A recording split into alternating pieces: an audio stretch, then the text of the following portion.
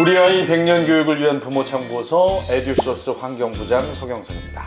네, 에듀소스 정교회장 김켈리입니다. 우리 구독자분들께 인사할까요? 차렷 인사. 안녕하세요. 반갑습니다. 상위 0.1% 아이들은 어떤 공부를 얼마나 어떻게 할까요? 그 모든 비밀을 알려주실 분을 오늘 모셨습니다. 대치동 비밀 1타 과외쌤으로 유명하신 분인데요. 정말 어렵게 모셨습니다. 네, 우리 오혜원 선생님 어서 오세요. 안녕하세요. 야, 반갑습니다. 네, 오혜원입니다. 네. 그 말로만 듣던 그 김스행님을 네? 말로만 듣지는 않았고 소개를 아무도 안 해주시더라고요. 맞아요. 네, 왜요? 끝이 나요. 끝이 나니까 모든 입시가 끝이 나야 끝이 나니까 대학 보내고 나면 이제 이렇게 아름아름 정말 친한 친구분들 아니면 정말 친한 후배님들 이렇게 소개를 해주시더라고요. 어머나 어머나. 아니 그러니까 정말 맛있는 집은 왜 잘 소개 안 하잖아. 나만 알고 사람 싶어. 많아질까 봐. 그런 거구나. 세상에. 그래서 친구들 휴대폰에도 실제로 선생님이 아니라 이모님으로 이모님으로 저장이 됐어요. 지금 완전 김스행님이시죠. 네. 정말 이렇게 만나기 힘든 분을 네. 저희 스튜디오에 모셨습니다. 자, 오늘 그러면 어떤 에듀 소스를 준비해 오셨을까요? 실제로 대치동에서 어떻게 수업을 받고 어느 정도 선행을 하고 얼만큼 하고 어떤 준비를 하는지에 대해서 좀 펼쳐드릴까 해요. 와, 야, 이거 떨립니다. 네. 어떤 미지의 세계였거든요, 우리에게는. 맞아요. 자, 그러면 우리 선생님 그 대치동에서 아이들을 이제 지도하고 계신 거죠? 아, 네. 저는 일단 저를 아마 처음 만나게 될 때가 한 4학년, 5학년쯤에 저를 만나는 친구들이 있고요. 그 다음에 만나게 되는 건 아마 6학년, 중학교 이렇게 해서 그 대학부설 영재원 준비를 하면서 저를 만나게 될 거예요. 그리고 그때 이제 시작이 되면 거의 이제 끝까지 인연을 끌고 간다고 보시면 되는데 놔주지를 않으시더라고요. 뭐, 들어보지도 못한 뭔 영재원이요? 네. 영재원을 시작으로 이제 영재고 입시, 그다음에 중등 내신을 준비를 해서 자사고, 그다음에 자사고 가서 또 영재고 가서 여러 가지 대회 준비도 하고 대학까지 들어가야지 끝이 나는 거예요. 아니 그 학생들 그 전반적으로 그럼 다 모든 과목을 가르치시는 거예요? 저는 이제 수학하고 과학이 복수 전공이라서 수학과학을 주로 수업을 하는데 일단 제가 지금 많이 하는 부분은 비교과 영역하고 그다음에 과학 교과 심한의 영역 수업을 하고 있습니다. 그야말로 그죠? 오늘 우리 선생님은 상위 0.1% 안에 드는 학생들을 주로 지도하시는 분이시네요. 네. 영재고라든지 아마 의대라든지 그런 걸 미리 준비를 어떻게 하는지 아마 궁금해 하실 거예요, 많이들. 저도 이제 아이가 둘인데 이 두 아이를 어떻게 키워야 될지 해가 갈수록 이렇게 살이 떨리면서 걱정도 되고 얘를 언제 시작을 해야 되나 그 고민 속에 살고 있는 것 같아요. 아니 저 회장님 방금 얘기 들으셨어요? 네. 근데 괜찮으세요? 아이가 뭐라고요? 이게요. 어머나, 그럼 지금 한참 그 영유아겠군요. 아니죠. 4학년, 5학년이고, 네, 지금 학교 앞에 가면 어머니들이 한 번씩 인사하실 때도 있고. 언니가 기다리고 있는 줄 알 것 같은데. 지금 오랜만에 있구나! 오랜만에 한번 나올 뻔. 4학년, 5학년이요? 진짜 동안이시네요. 네. 아, 대박입니다.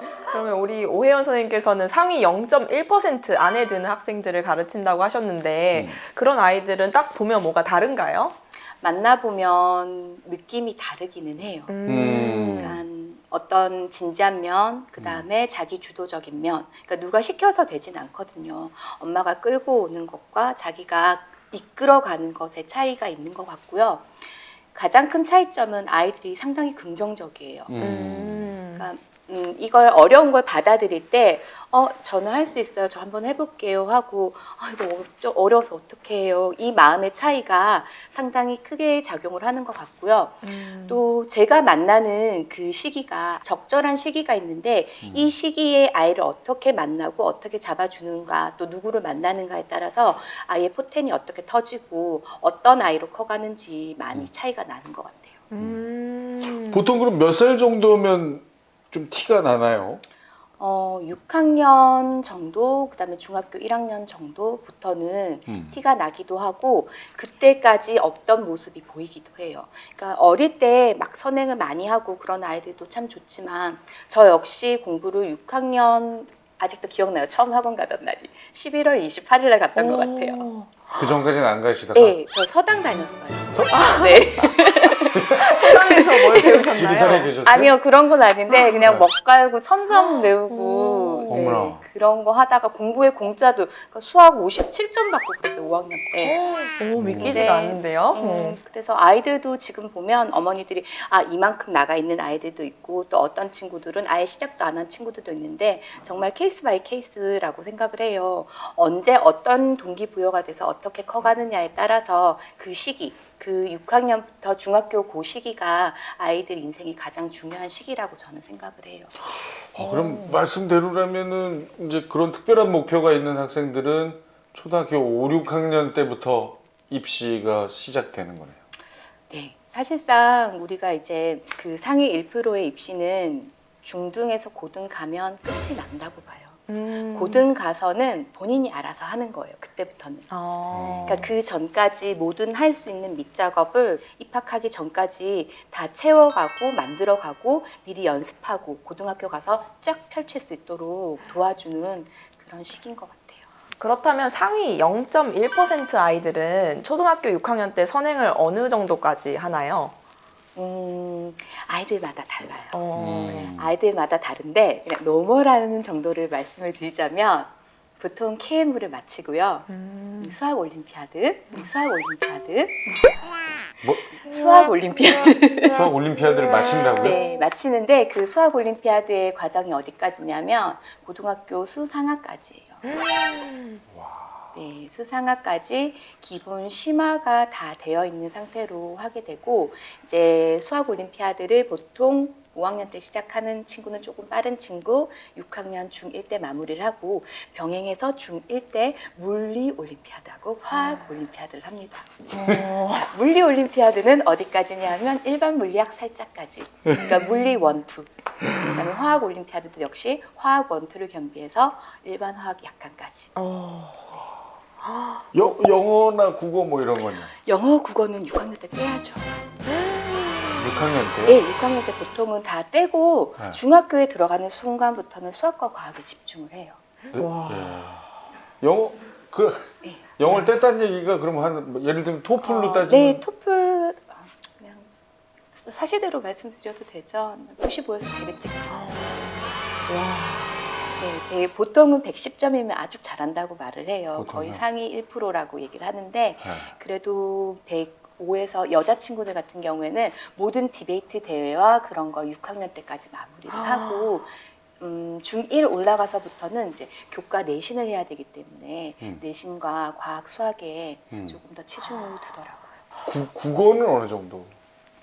그러니까 많아요. 양을 많이 해요. 정말 6학년까지 모든 문학, 비문학 장르를 다 거치고 그 전에 국어 같은 경우는 3학년 때 보통 시작을 해서 문예원이라든지 그다음에 글쓰기 논술 이런 학원들을 6학년 때까지 마무리를 하죠. 야, 0.1% 학생들은 다르긴 다르네요. 제가 학교에서 뭐 각 분야마다 이제 조금 뛰어난 학생들을 본 적은 있지만 이렇게 다 섭렵을 하는 학생들은 아직 본 적이 없어가지고. 그런데 우리 선생님께서도 서울대를 가셨고 6학년 때부터 이렇게 공부를 좀 하셨다고 하셨는데 요즘 아이들은 그렇게 해서는 명문대 가기가 힘든가요? 저는 아까도 말씀드렸던 것처럼 서울대 가는 거하고 공부 시작하고는 별개라고 생각을 해요. 동기부여가 어떻게 되느냐에 따라서 많이 차이는 나지만 최후의 마지노선이라고 하면 그래도 중2 때부터는 2까지는 그 선을 넘는 순간은 사실상 서울대는 좀 힘들지 않을까라는 생각을 해요. 자, 이 오늘 컨텐츠는 아무래도 이제 상위권 학생들의 가족들이 많이 볼 것 같으니까 좀 구체적인 질문을 이제 드려보겠습니다. 고등학교를 잘 가야 이제 입시에 유리하다는 거 많이들 알고 계시는데 우리 아이가 공부를 잘하는데 자사고를 가야 할지 영재고를 가야 할지 이거 구분이 가능한가요? 구분은 네. 명확히 가능한 것 같아요. 오. 그러니까 만약에 정말 수학, 과학에만 특화되어 있는 친구들, 그러니까 나는 이게 너무 좋아, 이것만 하고 싶어 하면서 그 외에 다른 교과가 안 되는 친구들이 있어요. 정말 안 되는 친구들이 그다음에 리더십이라든지 그런 교회 활동 같은 걸 힘들어하는 본인이 버거워하는 친구들이 있어요. 그런 친구들 같은 경우에는 영재고나 과고를 가는 게 맞아요. 그리고 그렇지 않고 성격이 상당히 활발하고 좀 전인적이고 모든 걸 다 자기 주도적으로 하고 싶어하고 또 가장 큰 것 중에 하나는 의대가 주 타겟이다라고 생각되는 경우에는 저는 자사고를 많이 추천을 해드리고 있어요. 요즘에 의대 인기가 굉장히 높은데 의대를 목표로 하면 자사고가 얼마나 더 유리한가요? 실제로 입시 결과를 살펴봤을 때 서울대를 일반고에서 가기 위해서는 그 내신 커트라인이 1.2대 등급을 끊어야 돼요. 그 안에 나와야 된다고 다들 얘기를 하는데 자사고 같은 경우는 1.8까지도 가능해요. 2.3, 2.4까지도 의대가 가능하거든요. 그 이유는 이제 여러 가지 성적도 있지만 그 외 교과 활동 같은 부분들을 교과 영역이라든지 그다음에 과목 설계, 개설 같은 걸 학교 측에서 많이 제공을 하는 경우가 많아요. 그래서 그걸 잘 알고 있는 부모님들은 이제 그 의대를 보내기 위해서는 자사고를 선택을 하시는 경우가 많고 상당히 유리한 면이 있습니다. 입시는 고등학생 때만 하면 되는 게 아니라고 하셨죠? 그래서 준비하셨대요. 의대가 목표라면 중학생 때 해야 할 것 3가지. 네, 비밀 소스 공개해 보겠습니다. 첫 번째, 내신을 위한 완벽한 선행. 완벽한 선행. 저 앞에만 빼면은 정말 좀 착한 일을 많이들 해라. 완벽하게 선행해라. 이렇게.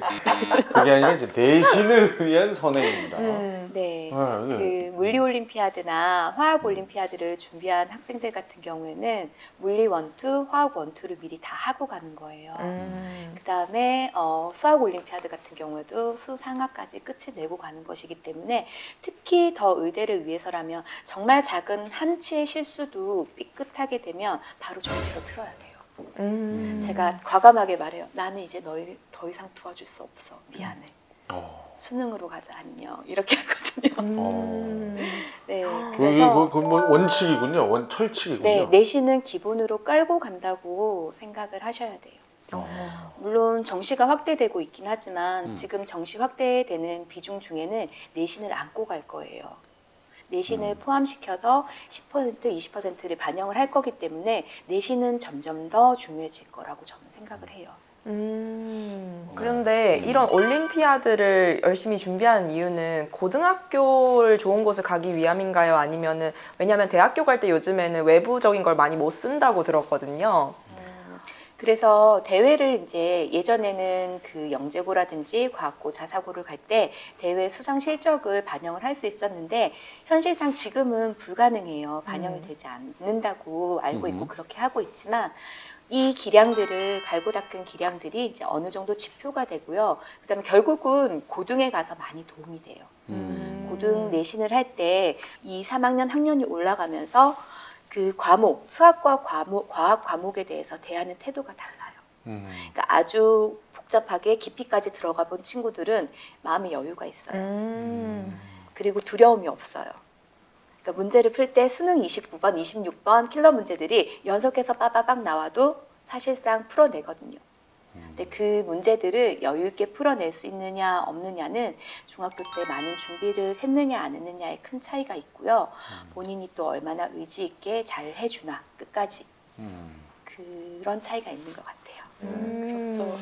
자, 첫 번째가 이제 내신을 위한 완벽한 선행. 네. 이게 문장이 너무 빡빡해요. 완벽한 선행.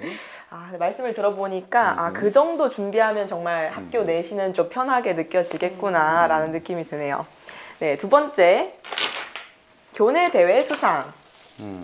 이 교내 대회 같은 경우에 중등 교내 대회를 말씀을 드리는 거예요. 그다음에 이제 초등 같은 경우에도 교내 대회가 3학년부터 시작해서 4학년부터 출전 자격이 주어지고 거기에서 준비를 했는 친구들이 중학교 때도 다 이어지는데 교내 대회를 준비해 보라고 하는 이유는 물론 중학교 때 수상을 하면 많은 도움이 되고 나중에 고등학교 갈 때 진학을 할 때도 도움이 되지만 그것보다는 사실 우리가 해야 되는 건 고등학교 실전이에요.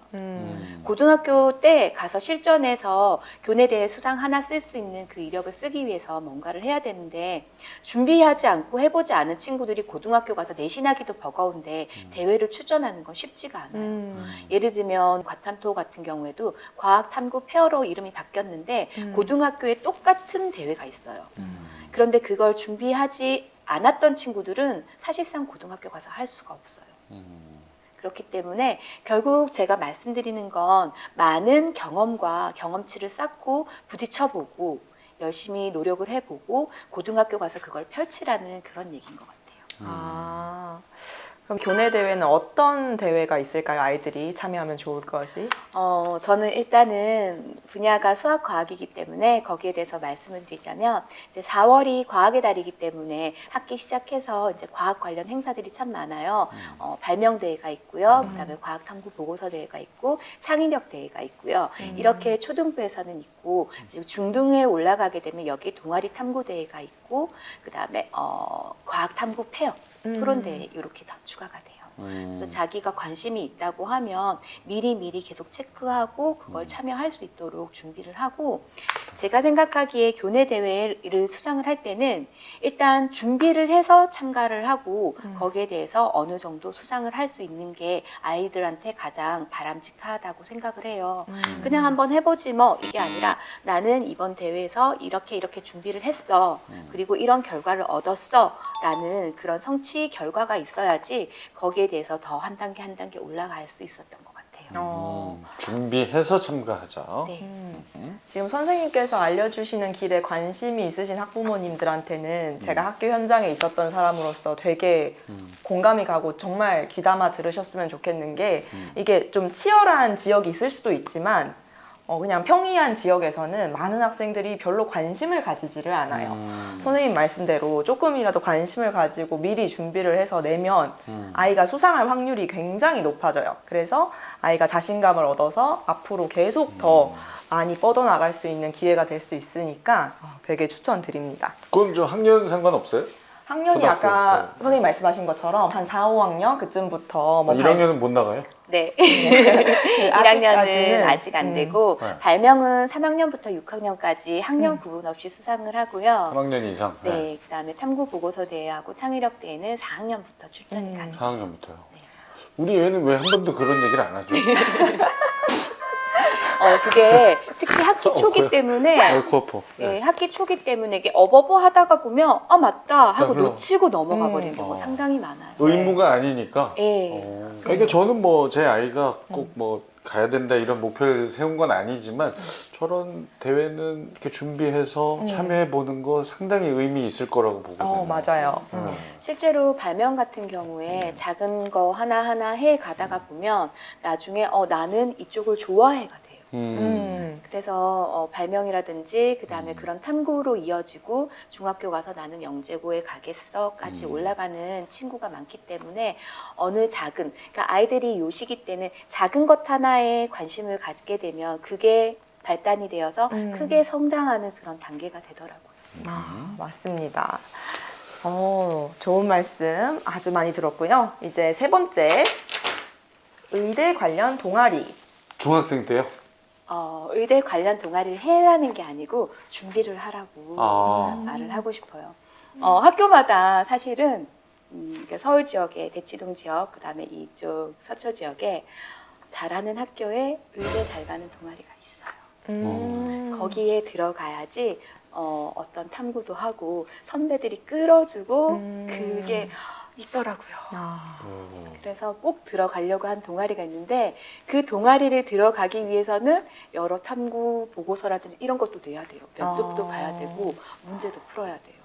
그래서 의대 관련 동아리를 중학생 때 하라는 게 아니라 의대 관련 동아리에서 나중에 내가 할 만한 그런 실험들을 준비를 해야 돼요. 그러니까 제가 생각하는 건 중학교 과정은 고등학교 과정을 철저하게 지금은 준비해서 가야지 고등학교 때 내신도 하고 수능도 잡으면서 입시에 승산이 있다고 저는 생각을 해요. 그래서 사실 영재원 아까 말씀드렸었는데 대학부설 영재원 같은 경우에는 제가 생각하기에는 정말 효율적인 방법이에요. 돈도 안 들죠? 국가에서 지원을 해주니까. 그 다음에 정말 훌륭한 교수님들한테 티칭을 받을 수 있어요. 그러니까 논문을 쓸 수 있어요. 근데 그런 걸 열심히 준비를 해서 고등학교 때 펼치는 거예요. 그러니까 자기가 했던 걸 한 단계가 아니라 한 단계 더 나아가서 약간 심화 발전해서 고등 때 쓸 수 있기 때문에, 고등 때 시간이 없기 때문에 미리 이런 데 가서 할 것들을 준비를 해서 가는 게 옳다고 생각을 해요. 그나마 중학교 때는 시간이 있으니까요. 전 지금 말씀 듣는데 중학생이어도 엄청 바쁘겠다 싶은데요. 고등학교 수준까지 완벽 선행을 하고 이런 동아리도 준비를 하고. 아니, 그러니까 특별한 목표를 세웠으면 예, 그런 준비를 하는 게 맞겠네요. 예. 아니면 뭐 다른 선택을 해야 되니까. 특별한 목표가 있을 때 그러니까 이게 혹시라도 지금 오해를 안 하셨으면 좋겠는 게 오늘은 아주 특별한 순서입니다. 네. 네, 아주 그 높은 목표를 지닌 학생들의 가족들이 좀 알아두시면 좋을 이야기들을 정말 모시기 힘든 네. 우리 선생님과 함께 이야기 나누고 있어요. 맞습니다. 우리 학생들이 압박감이 엄청날 것 같은데 실제로는 어떤가요? 많이 힘들어하는 아이들도 많아요. 실제로 특히 너무 이른 나이에 이제 선행을 시작해서 달리던 친구들 같은 경우에는 대치동에서는 불문율, 그러니까 입에 담지 말아야 할 말 중에 하나인데 중학교, 그다음에 중학교 때 1학년 때, 그다음에 6학년 때 1등이 끝까지 가는 게 힘들다 그런 말씀들을 많이 하세요. 그래서 아까 그 저희 5학년 아이 같은 경우에도 실제로 언제 얘를 공부를 스타트를 시작을 해야 될지 상당히 조심스럽고 어떻게 해야 될까 고민을 하고 있는 상태예요. 아, 우리 선생님의 자녀? 네. 어. 네, 수학도 하고 과학도 해야 되니까. 어. 그러니까 얼마 전에 드라마 중에서 그 39 그 드라마를 보면서 저희 애기 아빠가 그러는 거예요. 너가 만약에 저렇게 시한부 상황이면 너는 뭘 할 것 같아? 라고 묻더라고요. 그래서 우리 애기 둘 미적을 끝내야지. 미적을 끝내야지. 미적을 끝내고 내가 죽어야 눈이 안 감아질 것 같아. 나는 절대 눈을 감을 수가 없어. 그 힘든 걸 누구한테 맡겨 내가. 아, 정말 진심으로 그래요. 진심으로? 네, 진심으로 그러하고 아, 그럼 자녀들도 이제 시키실 생각은 있으신 거네요? 시작을 하고 밑작업은 하고 있죠 이미. 아, 네, 이미? 이미 밑작업 해야 될 것들 영어를 깔고 발명을 생각을 해보라 하고 뭐 이것저것을 네, 하고 있죠. 아니, 근데 이제 방문하시는 선생님들마다 가장 강조하는 것 중에 하나가 학생과 부모님과의 관계가 좋아야 된다. 예. 얼핏 보면 참 공부하고 크게 상관없을 것 같은데 아주 이구동성으로 강조를 하시거든요. 그런데 지금 오늘 선생님이 얘기하신 이 정도의 강도라면 부모님하고 학생 사이가 좋기가 쉽지 않을 것 같은데. 이렇게 이제 힘든 공부를 하는 거 중에서 이제 아이들이 가장 서운해하는 건 엄마 아빠가 왜 나만 힘들게 하고 이 힘든 걸 몰라주느냐. 근데 공부를 하면서 느끼는 외로움 같아요. 그래서 지금 제가 수업하는 학생들 어머니들한테도 항상 말씀드리는 게 절대 부딪히지 말라. 그러니까 이 시기가 어머니들은 사실 갱년기가 오시고 아이들은 사춘기가 오기 때문에 둘이 만나면 폭발을 하죠 보통. 아무튼 부딪히지 마라. 네, 절대로 부딪히지 말고 이때 관계를 절대 흐트리지 말라. 그래야지 결국은 입시에서 성공하는 친구들을 보면 어머니나 아버지하고 유대 관계가 상당히 좋아요. 그리고 또 만약에 실패를 하더라도 금방 극복해서 지지를 하고 올라오는데 제가 느끼기에는 그래요. 공부를 할 때 공부라는 그 힘든 여정 끝까지 언제 해야 끝이 날까요? 이런 말을 아이들이 많이 하는데 저 또한 그랬었고 많이 외로워요. 그래서 거기에 누구 한 명이라도 나의 지지자가 있다는 그 느낌을 그 안정감을 받고 공부를 하는 아이와 그렇지 못하고 나 혼자 외로운 싸움을 하고 있다는 그런 아이의 차이가 승패를 좌우하는 것 같아요. 지금 이제 관계가 좋아서 잘 이겨나가는 친구들의 예를 들어주셨는데 반대로 그러면은 힘든 경우도 많이 있겠네요. 그러니까 아이들이 생각보다 상당히 저희 아이도 마찬가지지만 이중적이에요. 그러니까 저한테 올 때는 이렇게 착하고 부드럽고 나긋나긋하고 순한 양일 수 없어요. 근데 어머니들이 한 번씩 이렇게 우시면서 오전에 애들 학교 등교시켜놓고 전화하실 때가 있어요. 너무 속상해요. 누구누구가 문 뗐잖아요. 문 뗐잖아요. 문? 갑자기 떨어져 나갔대요. 여학생이었는데. 문을 뗐다고요? 네, 너무 세게 닫아서요. 음. 화가 나서 세게 닫아서.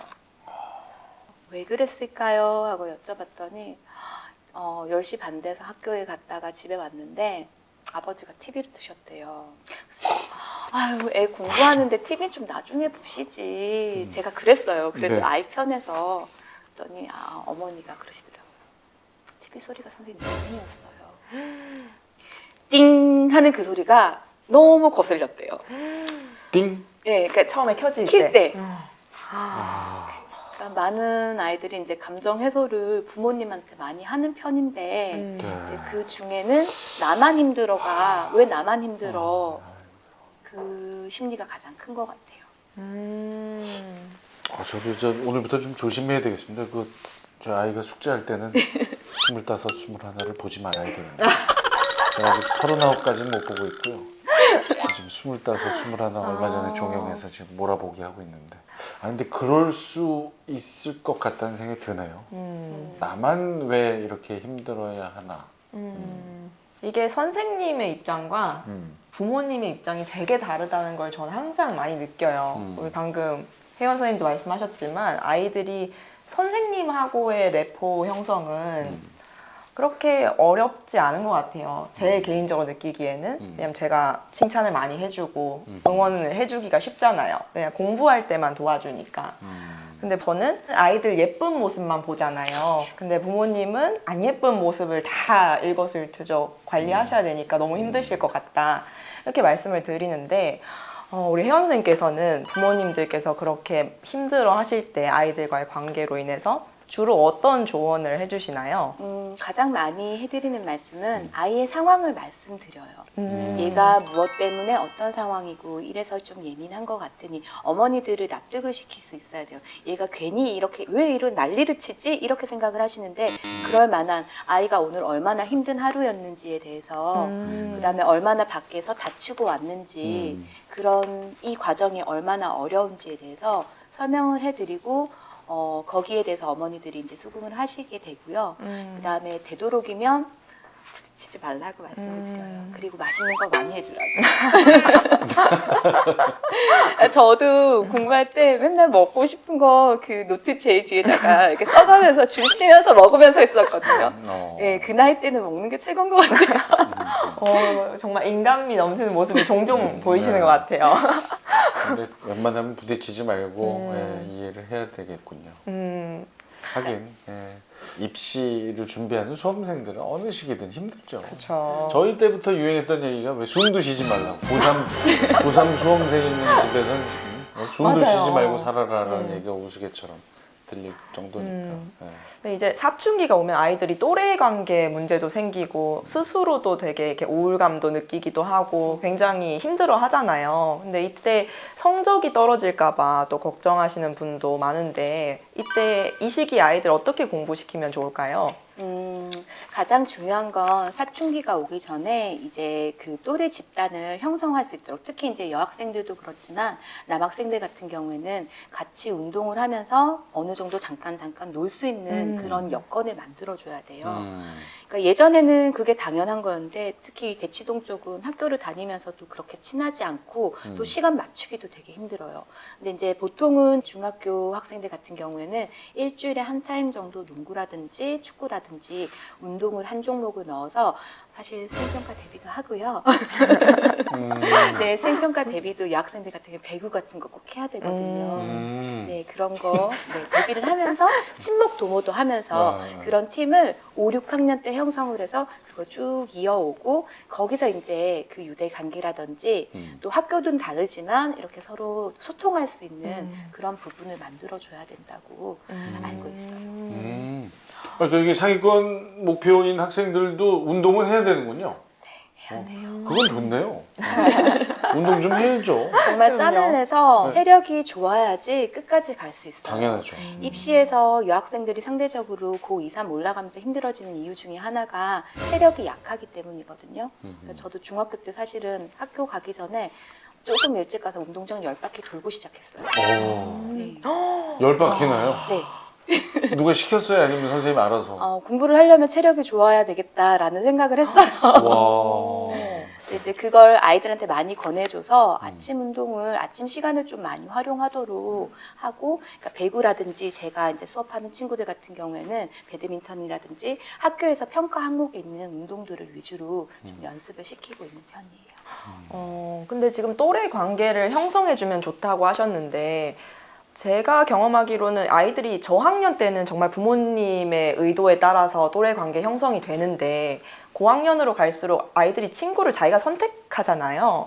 그런데 이제 부모님이 서로 친해서 만나거나 하면은 아이끼리 안 맞으면 같이 있어도 같이 안 놀아요. 그런데 어떻게 그 좀 성장한 아이들의 또래 관계를 잘 형성해 줄 수가 있을까요? 보통 5학년, 6학년 때 되면 정말 이제 친구들 또래 관계가 형성이 되거든요. 근데 그러면 그 친구들을 위주로 그런 팀이라든지 해주는 게 맞고, 그 전에는 그냥 엄마 친구 아들이에요. 엄마 친구 아들이고, 저도 보니까 이제 5학년쯤 되니까 같이 아침에 등교하는 친구들 무리도 있고, 같이 게임하는 무리도 있고, 그렇게 무리를 형성하게 되는데, 한 1, 2년 정도 시기를 거치면서 자기가 스스로 선택을 하는 것 같아요. 그래서 그걸 어머니께서 억지로 막 붙여주려고 어느 학원 팀 수업은 얘랑 가야 돼 이렇게 붙이지 마시고 어느 정도 여유를 주고 자기가 선택할 수 있도록 한번 두고 봐주시는 게 좋지 않을까 싶어요. 아, 그렇군요. 관계는 그렇고요. 그러면 특별한 공부법은 따로 없습니까? 뭐 사춘기 시절에 특화된. 특화된 가장 중요한 방법은 이 시기에 정말 잠이 많이 와요.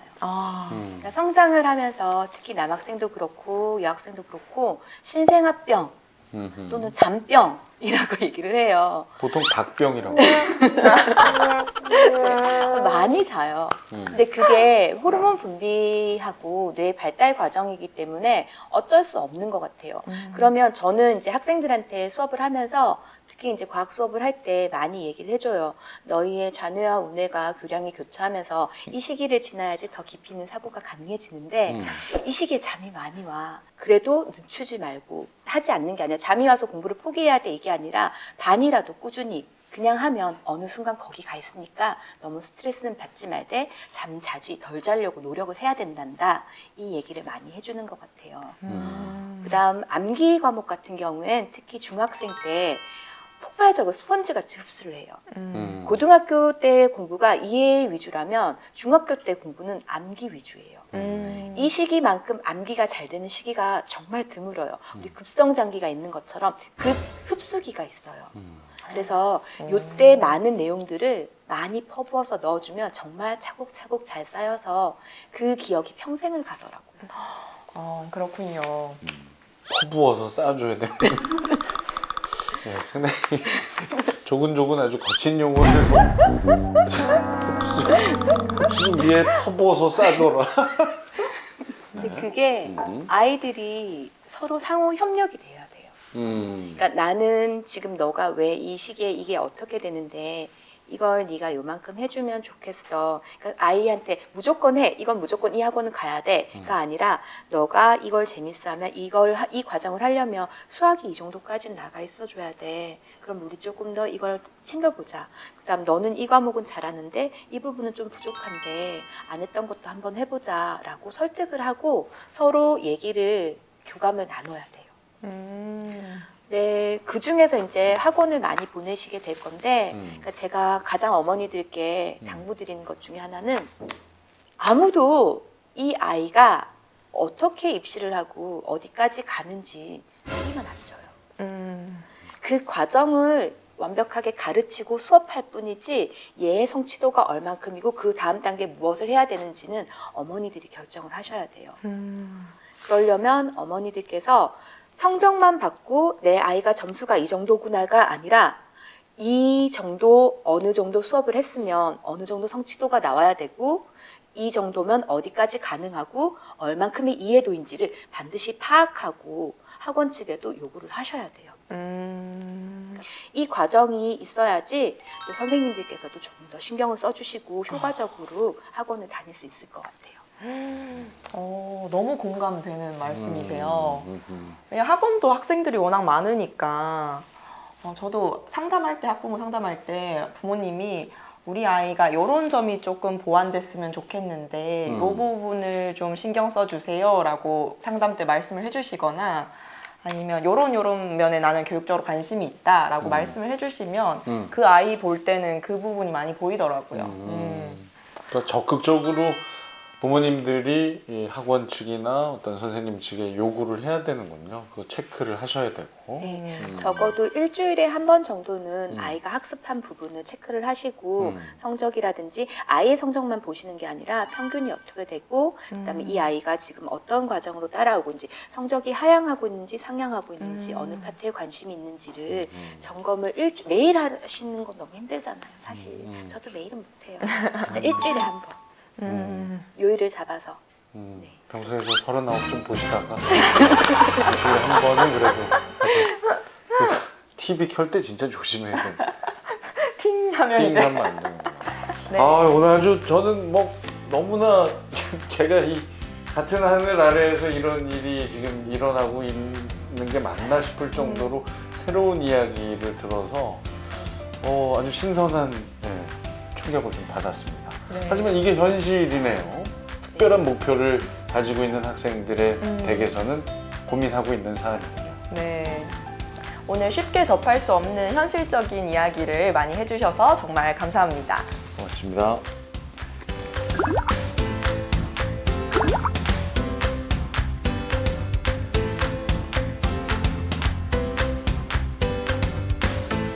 자, 에듀소스 구독과 알림 설정, 좋아요 꼭 부탁드립니다. 네, 저희는 더 맛있는 교육 소스를 들고 찾아오겠습니다. 고맙습니다.